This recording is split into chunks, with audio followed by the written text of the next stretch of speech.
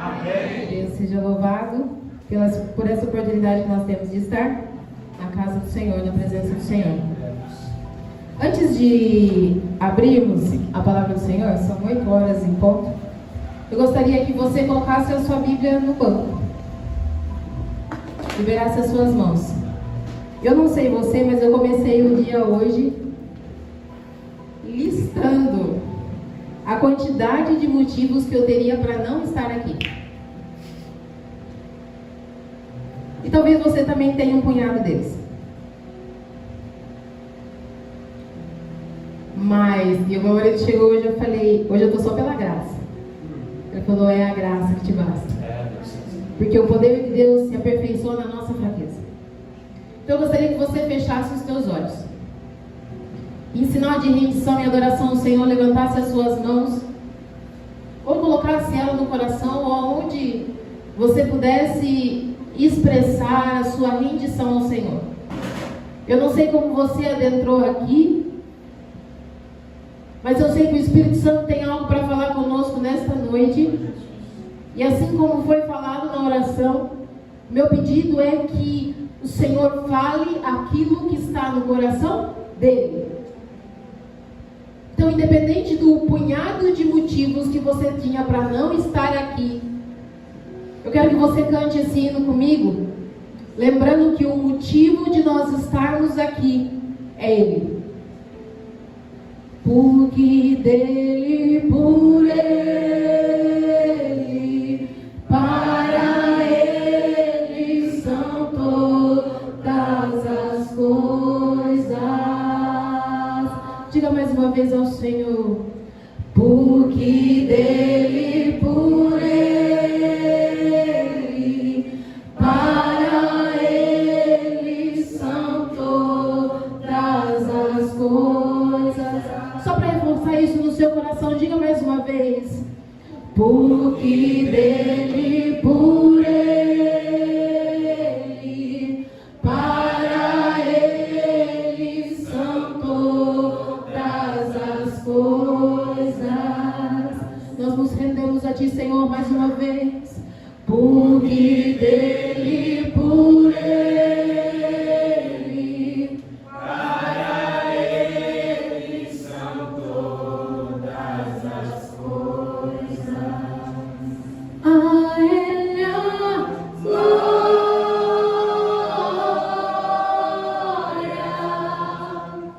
a Ele a glória,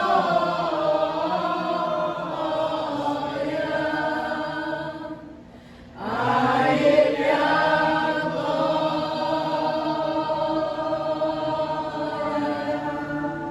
para sempre. Amém. Oh, a Ele a glória, a Ele a glória, a Ele a glória,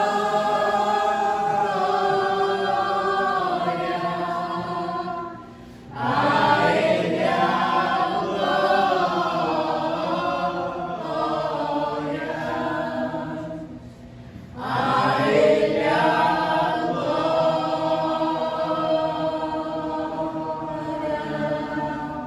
para sempre. Amém. Só você que pode aplaudir o nome santo do Senhor Jesus.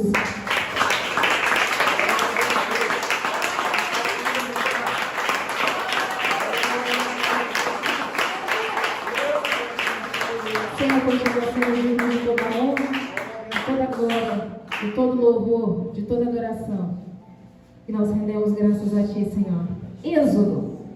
Êxodo 17, segundo livro da Bíblia, capítulo 17.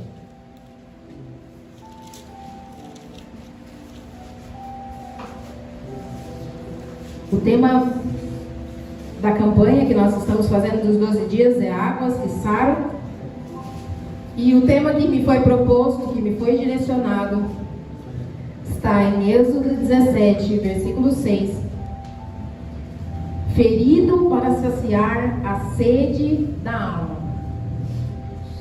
O tema de hoje, que Deus possa falar nos nossos corações, não aquilo que nós queremos, mas aquilo que nós necessitamos. Quem encontrou Êxodo 17, 6 diz amém. Amém. Então vamos ler. na minha versão diz assim, versículo 6: ali estarei diante de ti sobre a rocha no Horebe.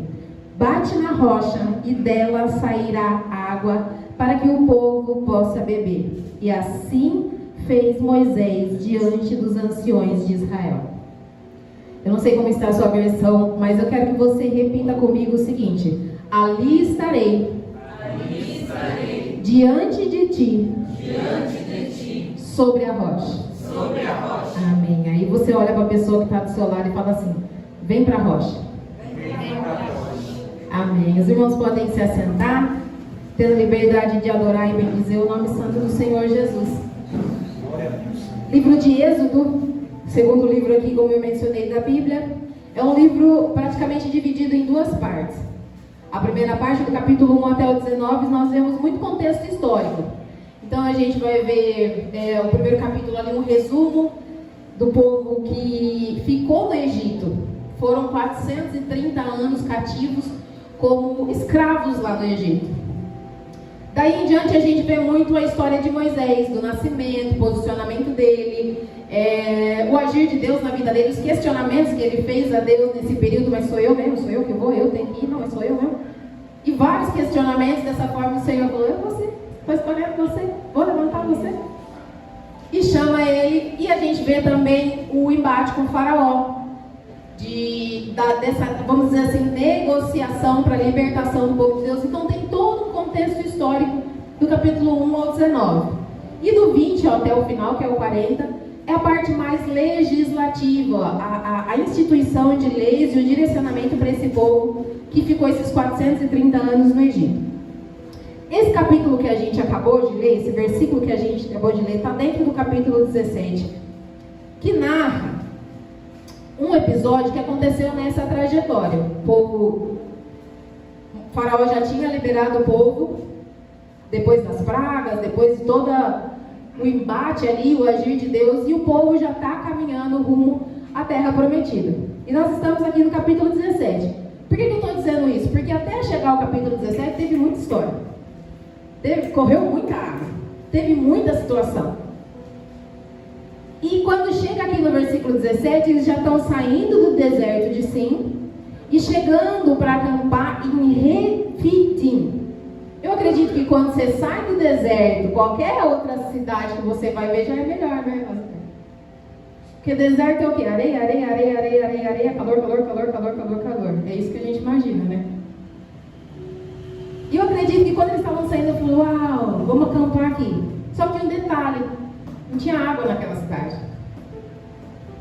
Mas olha que interessante, o capítulo 17 começa falando que o povo avançava aos poucos conforme instrução do Senhor.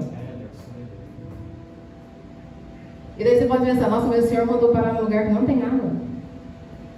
O povo avançava aos poucos conforme a orientação do Senhor. A Bíblia vai dizer, 1 Samuel, se não me engano, 15, que é melhor obedecer do que sacrificar. Então o povo seguia aos poucos, seguindo a orientação do Senhor. Já estavam saindo do deserto, acamparam em Refidim e não tinha água. E aqui eu já faço uma pergunta para vocês: a sua alma tem sede do quê? O tema que nos foi proposto é ferido para saciar a sede da alma. E eu te pergunto: a sua alma tem sede do quê? 1 Tessalonicenses 5 vai dizer, 5:23 vai dizer: e o mesmo Deus de paz vos santifique em tudo, e todo o vosso espírito, alma e corpo sejam plenamente conservados irrepreensíveis para a vinda do nosso Senhor Jesus Cristo. Esse versículo dá um direcionamento do que nós realmente somos diante do Senhor: estrutura física, o corpo, a alma e o espírito. E nós precisamos aprender a diferenciar as necessidades de cada uma dessas áreas. Por que, Graça? Entenda. Quando a gente não consegue identificar, a gente fica querendo sanar uma necessidade com algo que não é o que ela precisa. Vou explicar. O que caracteriza uma necessidade física? Se você for buscar qualquer referência ou nós mesmos pensarmos nas nossas vidas, 4 coisas são básicas para todo ser humano. Alimentação, certo? Comida e bebida. Moradia e segurança, simbolizando a proteção. Vestimenta, ou seja, roupa, calçado. E descanso, sono, dormir. Qualquer pessoa que não tem qualquer uma dessas 4 características, ela está num estado vulnerável. Você concorda comigo? A pessoa às vezes tem a roupa, mas não tem comida. Está com uma necessidade física. Ela tem a roupa e a comida, mas não descansa, não tem sono. Vai funcionar direito? Não vai. O corpo precisa desses 4 elementos. Então, isso são necessidades físicas. E qual a principal característica da necessidade física? Você proveu, ela sanou. Aparecer alguém aqui e falar assim, nossa, eu estou com fome. Você dá um prato de comida, o que você fez? Resolveu a necessidade da pessoa. Sanou a necessidade naquele momento. Então, uma necessidade física, ela é sanada assim que você atende a necessidade dela. Proveu, sanou. Corpo, alma e espírito, beleza. O corpo, eu sei que é físico, tem as 4 características, se eu provei, eu sanei, beleza. E a questão espiritual? Físico, não resolve.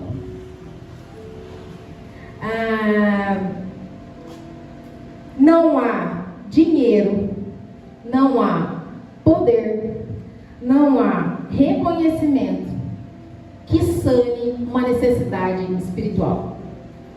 Por quê? Porque existe algo no âmbito espiritual.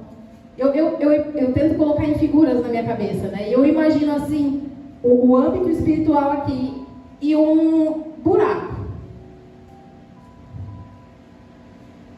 Imagine aí do formato que você quiser. Só que esse formato aí, ele é absolutamente do tamanho específico de Jesus. Pode tentar colocar roupa, pode tentar colocar comida, pode tentar colocar poder, pode tentar colocar relacionamento nesse buraco, nada tapa aí. Agora põe Jesus para tu ver. Preenche espaço. A necessidade espiritual só resolve a nível espiritual. Não tem jeito. Não tem como a gente correr para outro lugar. E eu deixei por último a necessidade da alma, porque esse é o tema que nós estamos tratando nesse dia. Grazi, o que é a alma? A alma é a parte da nossa integralidade que nos permite conectar com o outro. Ela contém intelecto, pensamentos, sentimentos e aquilo que nós chamamos que é a sede das nossas emoções. Essa é a nossa alma. Em resumo, é a nossa bagagem. Todas as experiências que você teve na vida estão armazenadas na sua alma. Por isso que eu volto a te perguntar: a sua alma tem sede de quê?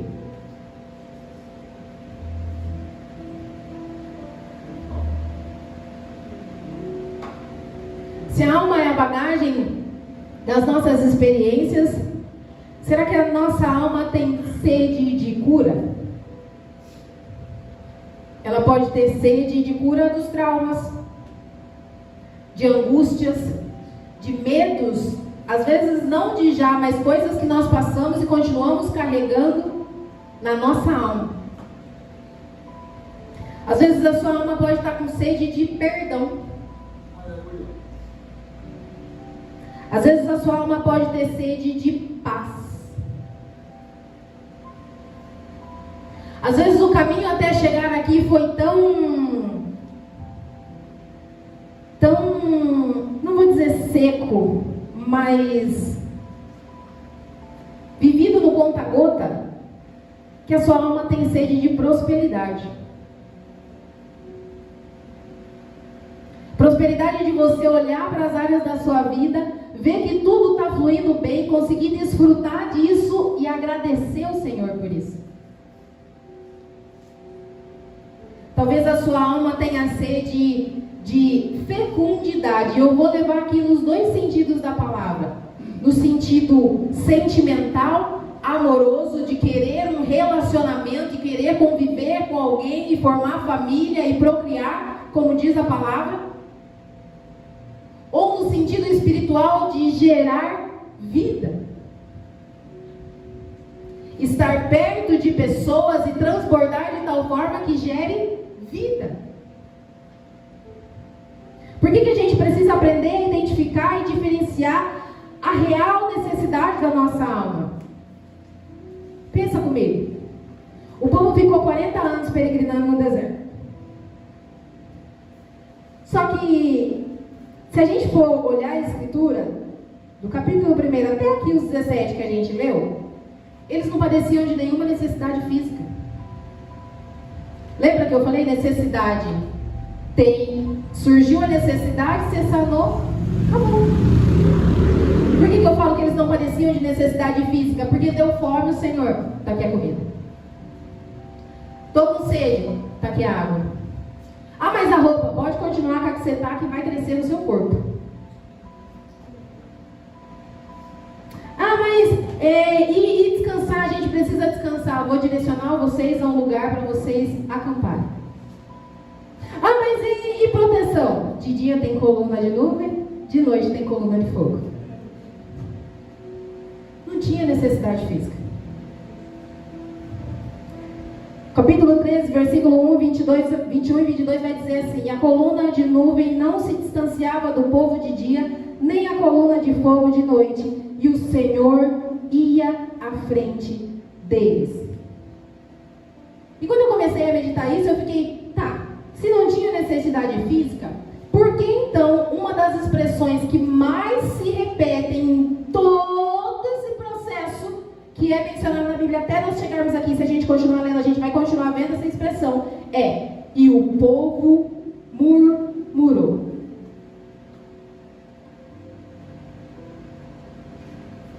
Não tinha necessidade física. Versículo 4 do capítulo 17, Moisés vai dizer: que farei com este povo? Daqui a pouco me apedrejarão. Por quê? Porque eles estão pedindo. Moisés está intercedendo a Deus, Deus está dando, mas não é suficiente. E o povo murmurava. E murmurou. Mas quando a gente para entender a questão das necessidades, olhando principalmente esses três âmbitos, que é a nossa integralidade, a gente começa a entender que a real necessidade desse povo não era física. Era uma necessidade da alma. Comida tinha. Bebida tinha. Livramento tinha. Roupa tinha. Descanso tinha. Provisão tinha. Não tinha necessidade física. A necessidade era da alma. E daí você começa a refletir que foram 430 anos vivendo no deserto. Todas as vezes que parecia uma necessidade, do que eles lembravam? Do que eles viviam no deserto. Foi tanto tempo naquela realidade, foi tanto tempo vivendo aquele momento, que aquela realidade que eles estavam inseridos acabou se tornando verdade para eles. Única e exclusiva verdade. E era tão intrínseco isso deles, de geração em geração, que aquilo direcionava o pensamento, o sentimento, as emoções, as ações deles. Ou seja, direcionava a alma deles. Tinham saído do Egito, mas o Egito ainda estava impregnado na alma deles. E a gente tem que estar atento para que essa não seja a nossa realidade.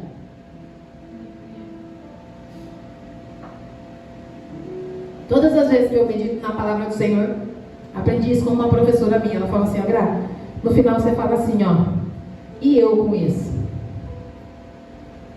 Se a palavra de Deus não confrontar você, não abraçar você, não acalentar você, não transformar você, você não leu direito. Então volta para a palavra e pergunta: e eu com isso? E é isso que nós temos que entender nessa noite. Precisamos ter o cuidado e ficar atentos para que essa não seja a nossa realidade. 430 anos presos, escravos, presos. Vivendo, tendo a liberdade de comer carne, pão à vontade, mas trabalhando que nem um condenado e não tendo a liberdade. Isso foi tão forte, que eles permaneceram ali, acreditavam que essa era a realidade.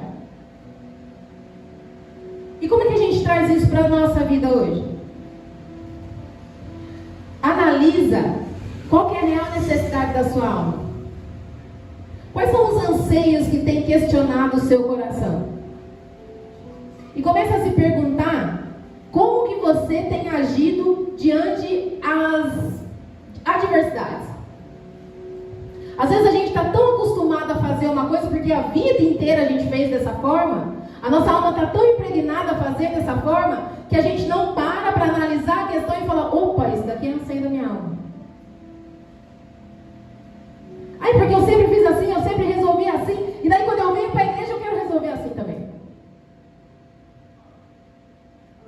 Eles estavam no Egito, 430 anos, saíram do Egito, mas não permitiram que o Egito saísse deles. Quando a gente fica preso nessa situação de deixar os nossos anseios, os nossos medos, os nossos traumas, as nossas experiências direcionarem as nossas ações, nós corremos um grande risco de bloquear, de paralisar na jornada até a terra prometida que o Senhor tem para mim e para você. Por isso eu volto a fazer essa pergunta: a sua alma tem sede do quê? E mais do que isso, o Senhor tem um convite para mim e para você nesta noite. Vem para a rocha. Versículo 5, antes desse que nós lemos, vai dizer, vou começar pelo 4. Então Moisés clamou ao Senhor: que farei com este povo? Daqui a pouco me apedrejarão. Estava clamando por necessidade física e o povo tendo uma necessidade da alma. E o versículo vai dizer: então o Senhor disse a Moisés: passa diante do povo, leva contigo alguns anciões de Israel, leva na mão a vara com que o feriste o rio e vai em frente. E ali estarei diante de ti sobre a rocha. Olha para a pessoa que está do seu lado e fala: vem para a rocha. Não, mas fala com gosto mesmo, que é para não esquecer. Fala: vem para a rocha. Glória a Jesus. Nós estamos no mês 8 aqui, consagrando nosso mês de agosto. Eu não sei se vocês têm essa mesma impressão, parece que o mês de agosto nunca acaba. É verdade? Misericórdia. Todos os meses acabam, menos agosto. Agosto tem 365 dias dentro de agosto. Quando chegar lá, eu quero que você se lembre dessa palavra. Vem para a rocha. Vem para a rocha. Antes de chegar lá, eu quero que você continue com essa palavra no seu coração. Vem para a rocha. Graça, por que vir para a rocha? O que significa a rocha? Nós vamos chegar lá. A instrução que o Senhor dá para nós nessa noite: passe adiante do povo. O povo aqui era sinônimo de limitação. Êxodo capítulo 13, versículo 17 vai dizer: tendo Faraó deixado ir o povo, Deus não o levou pelo caminho da terra dos filisteus, pois posto que mais perto, ou embora, em outras versões está, embora que fosse o caminho mais curto, pois disse, para que porventura o povo não se arrependa vendo a guerra e se torne para o Egito. A limitação não era física, a limitação não era o líder, a limitação não era o cenário, a limitação era o próprio povo. A limitação era a própria alma do povo. E qual o direcionamento que o Senhor dá a partir desse versículo 5? Passa adiante do povo. Para mim e para você nessa noite, o Senhor tem um convite para nós. Passa adiante das suas limitações. Passa adiante daquilo que te limita. Passa adiante daquilo que sempre te para. Passa adiante daquilo que sempre te paralisa. Passa adiante daquilo que sempre te magoa. Passa Passa adiante daquilo que sempre cutuca a ferida. Passa adiante do povo. Passa. Segunda coisa que o Senhor fala conosco: leva contigo alguns dos anciões de Israel. Ancião, tanto na Bíblia como se a gente for procurar no dicionário, é sinônimo de sabedoria. Pessoas de respeito, pessoas de autoridade. Fala para a pessoa que está do seu lado: passa diante do povo, mas não vai sozinho. Eclesiastes 4:9 diz que é melhor serem dois do que um, porque tem melhor paga do seu trabalho. Provérbios 13:20 vai dizer que o que anda com o sábio ficará sábio, mas o companheiro do tolo sofrerá severamente. Provérbios 11:14 vai dizer: não havendo sábios conselhos, o povo cai, mas na multidão dos conselhos, a segurança. Passa diante do povo, supera suas limitações. Vai, mas não vai sozinho. Eu vou com quem? Eu vou com o ancião de Israel. Aí eu vou pedir conselho lá para fulano de tal, mas é da sua religião, professa a mesma fé? Não, mas ele é tão gente boa. Vai. Vai lá. Vai. Vai. Passa diante do povo. Leva consigo alguns dos anciões de Israel. É gente da gente que tem que andar com a gente. É gente de visão que a gente tem que pegar para andar. É gente de sabedoria que a gente tem que grudar junto. É gente de autoridade que fala e vive aquilo que fala, que a gente tem que estar perto. É esse tipo de povo que a gente tem que grudar, porque a palavra diz que se eu andar com o sábio, eu me torno sábio. O problema da gente é o quê? Que a gente sai do Egito, mas o Egito não sai da gente. Por quê? Porque a gente sempre fez o negócio daquele jeito, aí fala, bate no peito e fala: não, deixa que isso daqui eu resolvo. Mas eu não resolvo conforme a palavra, eu resolvo do jeito que eu sempre fiz. E se eu paro e escuto alguém de sabedoria? Passa diante do povo. Leva consigo alguns dos anciões de Israel. Terceira coisa que o Senhor nos direciona: leva na mão a vara. Fala a pessoa que está do seu lado: passa diante do povo. Leva consigo alguns anciões de Israel. Leva na mão a vara. Sabe o que é isso? Eu imagino Moisés, e até a Bíblia de estudo, a Deik, ela dá essa referência. Moisés devia andar de dia e de noite com aquele cajado.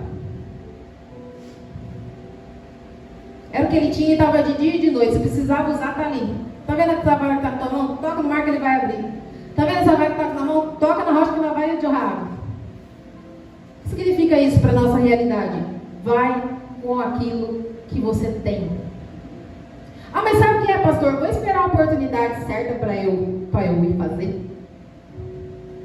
Ah, mas sabe o que é? Vou esperar o momento certo para eu fazer. Ah, sabe o que é? Quando eu casar, eu começo a fazer. Ah, sabe o que é? Quando eu me formar, daí vai ser outro negócio. O Senhor olha para mim e para você hoje e fala: vai com o que você tem na mão. É suficiente para Deus fazer um milagre.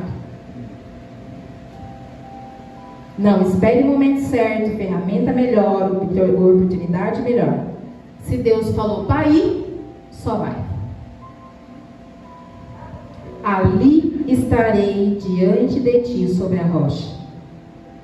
Olha para a pessoa que está do seu lado e fala assim: ó, o Senhor Deus conhece o teu futuro.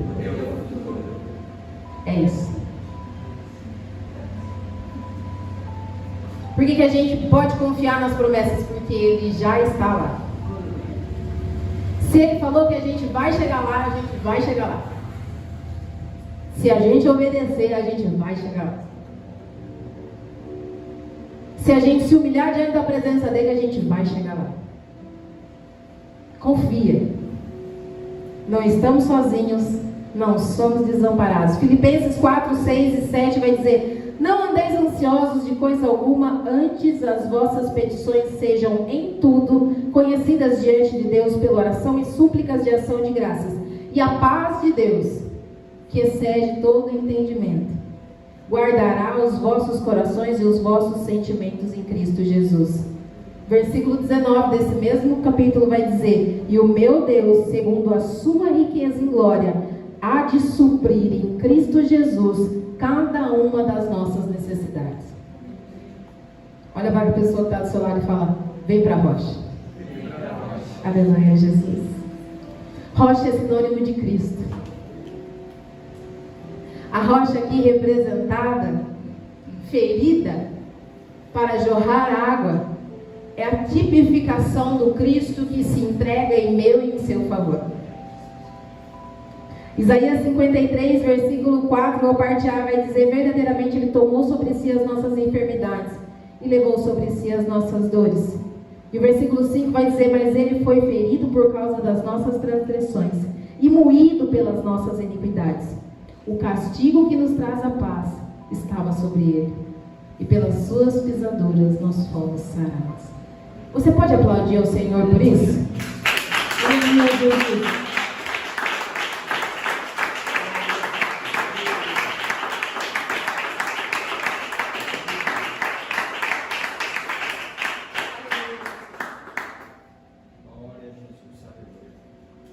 Será que a sua alma tem sede de cura? De perdão? De paz? Vem para a rocha.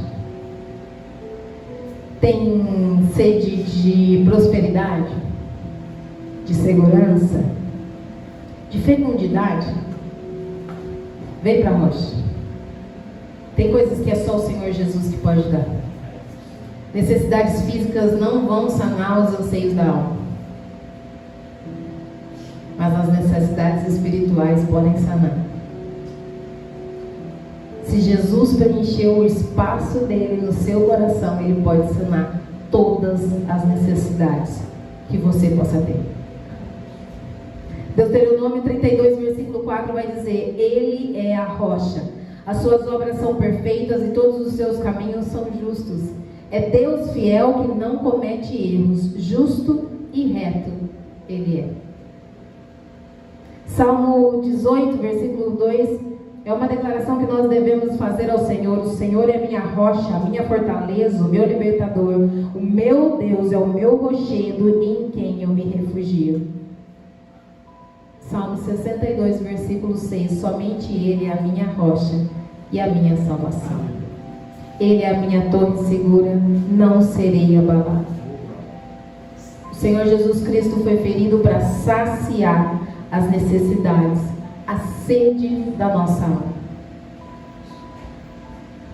Que no decorrer desse ano, principalmente quando chegar lá no mês de agosto, você se lembre disso.